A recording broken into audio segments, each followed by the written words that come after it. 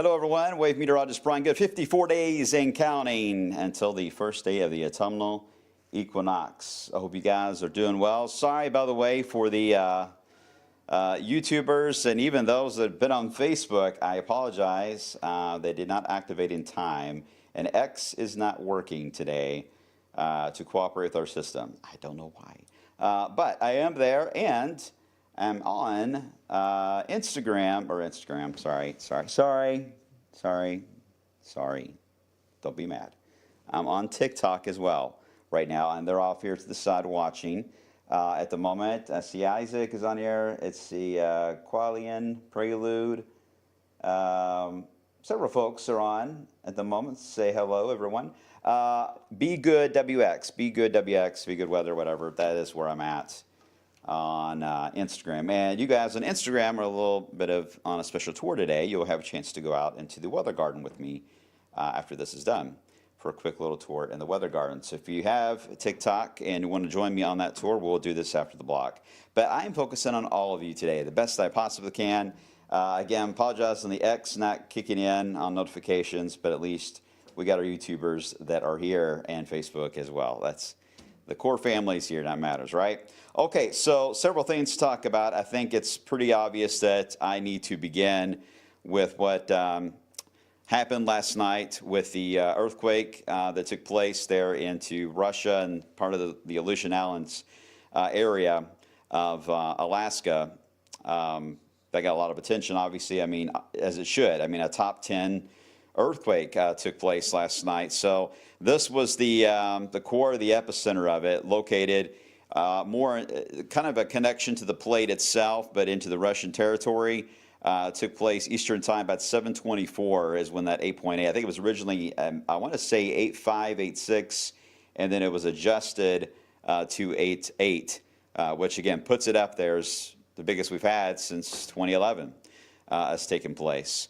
And this is a slippage type quake, and what that means is that the plate itself there in the Pacific is trying to slide under where the Aleutian Islands are into the northern part of the globe there, and it just, you know, it's hitting it, it's contacting it, but it's going under it at the same time.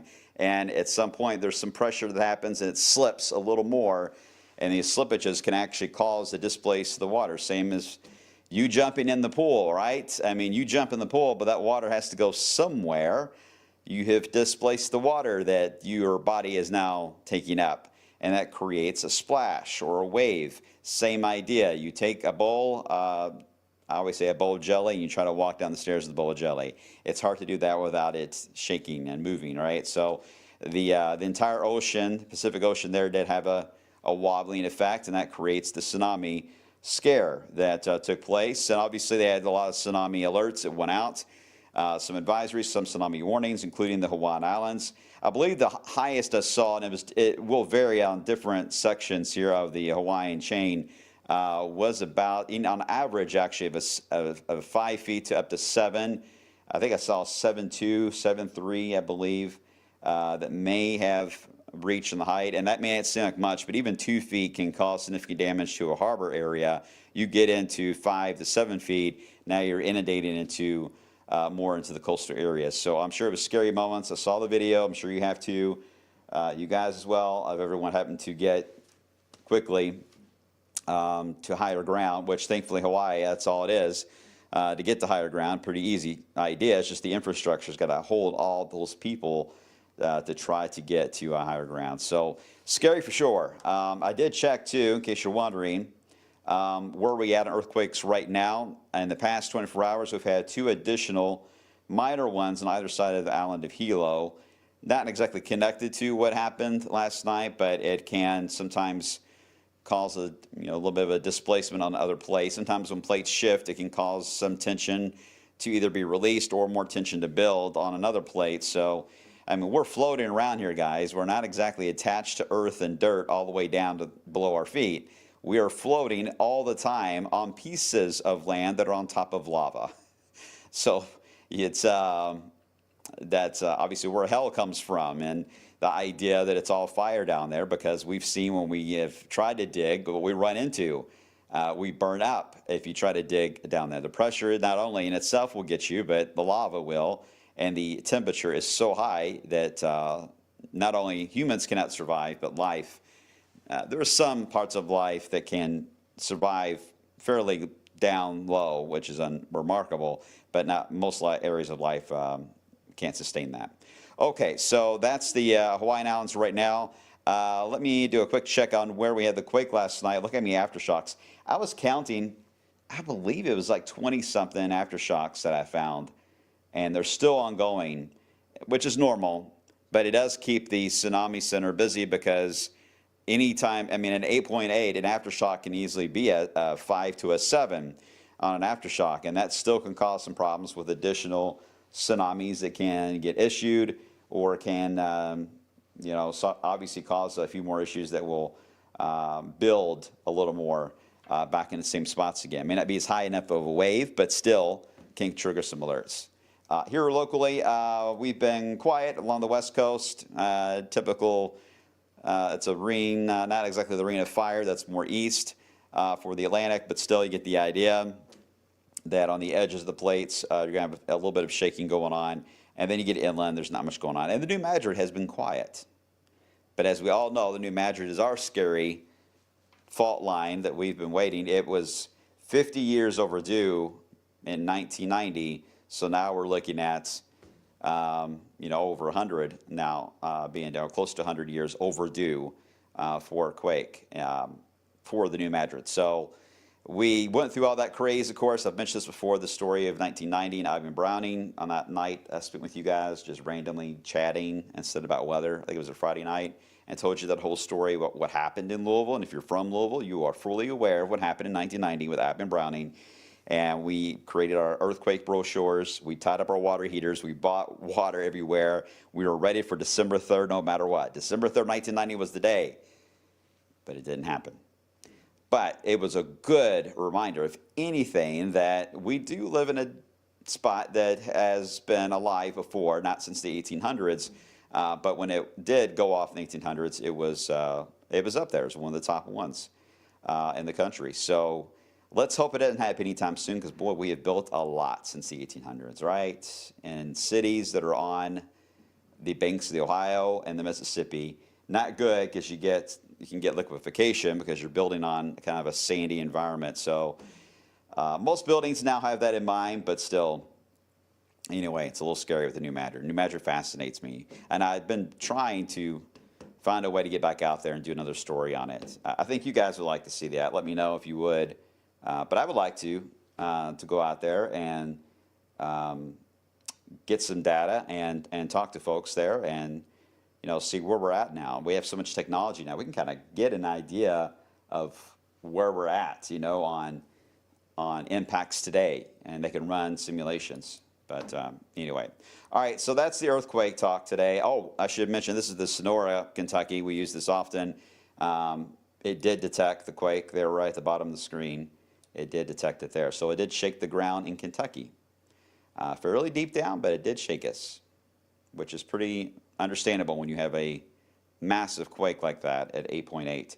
It is going to rattle the world. So pretty wild, pretty wild. Okay, let's get into the weather setup. Back to meteorology. I love geology, but I got to get back to meteorology here because I don't have a whole lot of time today because I was on late and yada, yada, yada. The Myra came in and interrupted my TikTok stream, but she loves you guys. She loves TikTok, so I think she's probably going to be on TikTok now, so get ready.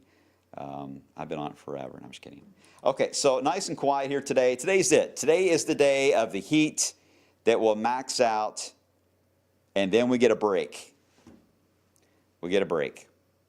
And I think this is a decent break. I don't think this is anything that's going to be, you know, one day or two. I do think we're going to have some. Now, the humidity may build back up, but I do think we're going to get some decent days here where it's going to feel pretty awesome back into wave country. So it's not all bad news coming our way.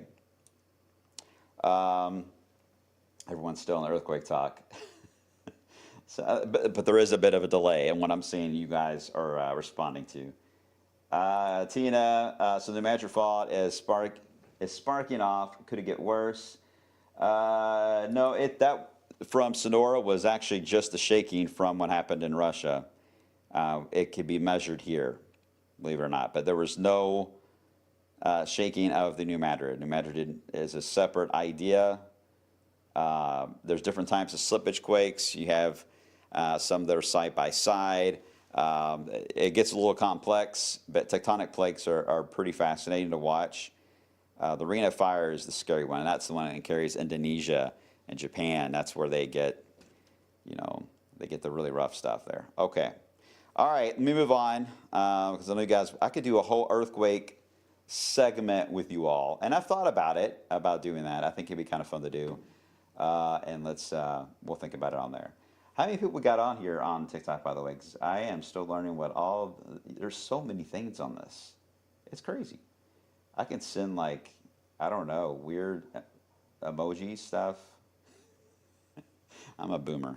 I should stay quiet, making it worse. Okay, 84 here. Again, the heat is going to be the big story. Excessive or extreme. Keep forgetting to change the name on it. It's going to take me a while to get used to that.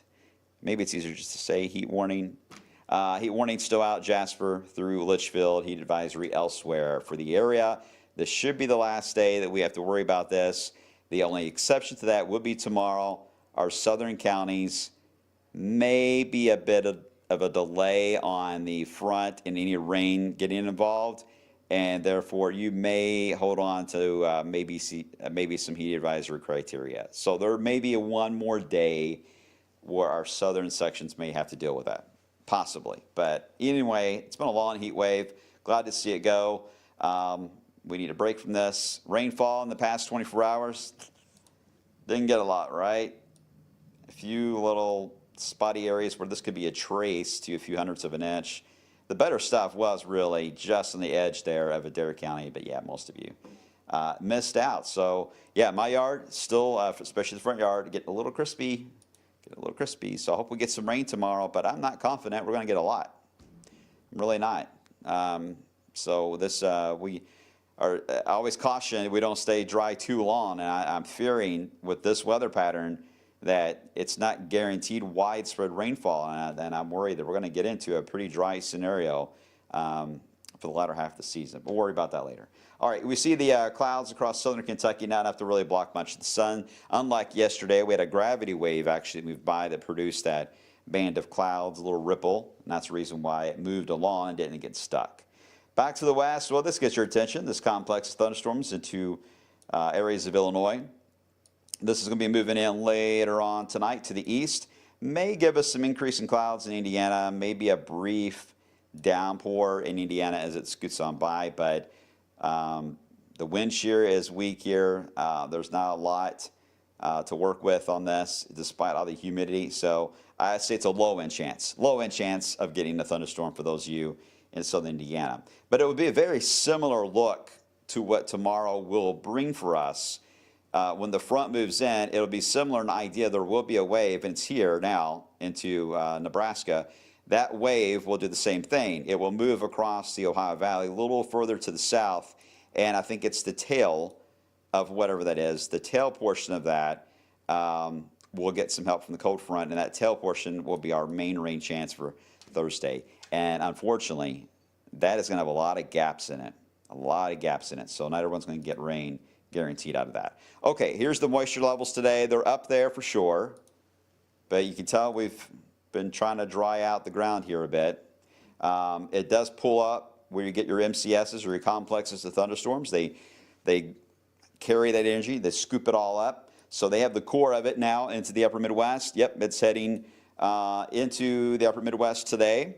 It'll help increase some of our moisture levels as well, especially for Indiana. And again, there's the one behind it that will do the same thing and then center itself a little more across Kentucky as it passes through for tomorrow night. All right, so let's get right into it. On your severe risk today, that's all north of us to account for this first MCS, which will fizzle out this afternoon. As I mentioned, it's way ahead of its source for survival, so it won't be able to maintain itself for very long. So it'll be running out of gas sooner rather than later. So let's get into Futurecast as well here for this morning. Hello, good morning.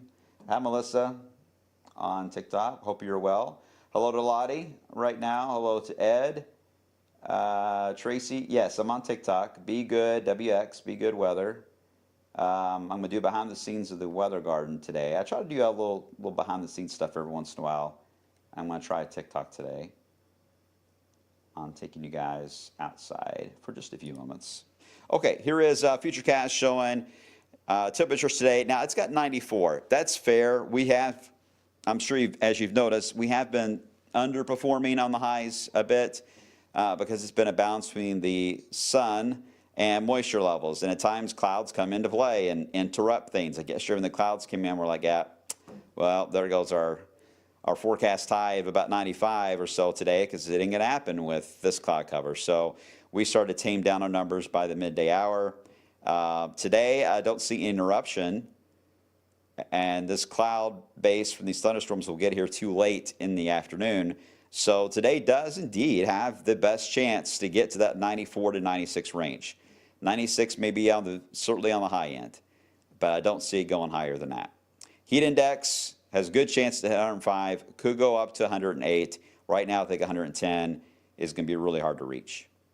So I think the advisory fits everything that we have in place today. But I don't know if it's going to be the hottest day of the year, because that's already happened in the sense of 97 degrees that we had a few weeks ago. Right now, I don't see a repeat of that. But if it's over 90 for the noon show today, when you see me on TV, if it's over 90 at that point, then that is a good sign that we're on our way to that level, to the upper 70s. So we'll see. Okay, so here we go. Rest of the afternoon, quiet. All right, that tail again doesn't do much for showers and storms. It'll actually still linger about because the front has now arrived. Here comes the front. Yay, the front has arrived to the party. So it's now blending with some of these MCSs, whatever's left over, and kind of holds on to them for a bit longer, even into the early morning hours. Thursday, we have that tail that will eventually drop down into the area of the front. And this is just not impressive, guys. I've seen boundaries have much more of a moisture content, and it's really disappointing considering how humid it has been for so long. And then finally we get a shovel, a force, something to lift the air up and focus all of this moisture and give us not a flooding situation, to be clear, but enough rain to help out our gardens, to cut down on the annuals and the watering and so forth. And this one just is going to struggle to connect fully. So as I mentioned yesterday, I do think there will be some of you that will get indeed missed by the rainfall with the front coming up tomorrow. I do think it's possible. So be aware of that potential as it moves on by, but at least it's our best shot I see for the rest of the week. It moves on by, and then, here we go. Best news of all, no, it's not going to snow, but we are going to get some refreshing air. The wind is going to kick up on that. That's what I love. When it gets windy outside in the evening hours and that cooler air flows in, that's the dew point lowering. The dry air is flowing in, so the change in air mass kicks up the wind. And boy, it feels great. It gives you that vibe, not quite October vibe, but it gives you a comfortable vibe. And we're going to hold on to that into Saturday. I think Saturday is going to be, even Friday I should throw in, sorry. Friday and even on Saturday will be relatively breezy days, but very, very beautiful outside. I hope, well, if you're not going to be at work on Friday, then I hope you got somebody that's going to write you a note. You may want to get a cough or something fairly soon, but Friday looks amazing. So I'm sure all the nightlife is going to be wild this weekend. Even on Saturday, it's going to be a wild weekend here. But we deserve a nice, quiet one. We'll hold on to that until Sunday. Sunday is a little different because what's going to happen on Sunday is, here's your high, the center of it. There are different, what we call ridge riders that kind of flow in on the northern side into that ring of fire type setup. There's another one that's going to be moving in Sunday into Monday, and it's going to move in and dig right over West Kentucky and Tennessee, I've noticed. As that happens, it's going to help take all this tropical moisture that's been pushed to the south. The front's gone, by the way, at this point. It's gone, disintegrated. So it's open season again. So the low pressure that digs is going to try to pull in some of that humidity and maybe a few showers as we head into Sunday and maybe even Monday. It'll try to pull it upward as it moves on by. But it's transient. It's not going to get stuck because the next piece is already showing up here in the Pacific Northwest that is ready to go. and it's going to combine with a piece coming in out of Canada to really ramp up another dig of the jet, which will happen at some point, I would say, may not be by the 8th of August, but it won't be long after that, probably just beyond the range that you see here. I'm thinking right now the 12th through the 16th of August looks to be a good window where another significant drop in temperature will happen as it digs into the Ohio Valley. It will still get warm and humid, still could touch 90 at times, but 94 to 97, I don't see that. I just don't see that. So August is going to be a different month for us guys than what we've had before. All right, let me get to your 10-day and get to some of your questions. I'll start with TikTok. Wind energy lagging is what Prelude says. You're right, wind energy is lagging on the whole setup, so it's not a huge factor there. Hello to Fun Size Chaos. Thanks for watching, appreciate it. Who else we got on here? Oh, we got several of you on there. All right, well, again, thanks for watching. Okay, so here's the 10-day. We got 96, 92. We'll go with 92 just because, again, I'm not sure when that little band of thunderstorms will move in. So if you are more south than north, you likely will fall into the category of maybe another heat advisory, maybe. Otherwise, we get into Saturday, Friday and Saturday, breezy, comfortable outside. Some of you will drop into the 50s as we get into the nighttime hours, and then we get into, it looks awful next week, but it's not overly stormy. It's just that we got that tropical moisture that gets pulled in and lingers for a bit with spotty showers and storms and keep us mostly cloudy, but not a washout by any stretch. And then we'll have another push just beyond the 10-day that will likely knock us back down again about the mid part of August. So there you go. Angela, for those of us who like to not use TikTok, is there any way you can show those videos on Facebook? I will be doing separate streams, Angela, with Facebook and on YouTube, so you guys will also go on tour with me behind the scenes stuff. Kind of doing some test runs today of what works, and yeah, everyone will be included, I promise. Today, though, this is the easiest route for me. Facebook and YouTube do not make it easy to do, to be honest. Or the stream to walk around. Hello, formerly known as Inside Breckenridge County. Interesting name. And it's a good morning watching from Breckenridge County. When's the heat wave ending? For you, today should be it. You will likely get cut off at the pass with thunderstorms, or at least increasing clouds tomorrow to avoid it for a second day. Are there any alert days coming? No, no alert days are out. We do not see us getting to the city level for an extreme heat warning. If that were to happen, maybe that would be an upgrade later today, but I think that chance is pretty low. And there's no severe weather outlook coming up, so we got a quiet week. I love it. This is nice. What's the TikTok again? It's Be Good, my name, Be Good, and then WX for weather. Be Good Weather, Be Good WX. So creative, I know. All right, well, thanks for watching, guys. This is a nice, easygoing forecast. I'll be excited tomorrow to track at least some rainfall for you guys, and let's hope we get something for these gardens, and then we'll cover much more about the cool weather and the weekend stuff and the wind as well, still to come. All right, thanks for watching, as always. Hi, Myra. She's fascinated with YouTube. Hi, Myra. Thanks for watching, everybody. I will see you guys coming up on the flip side at 11 a.m., so make sure to stay tuned on midday. Take care, everyone.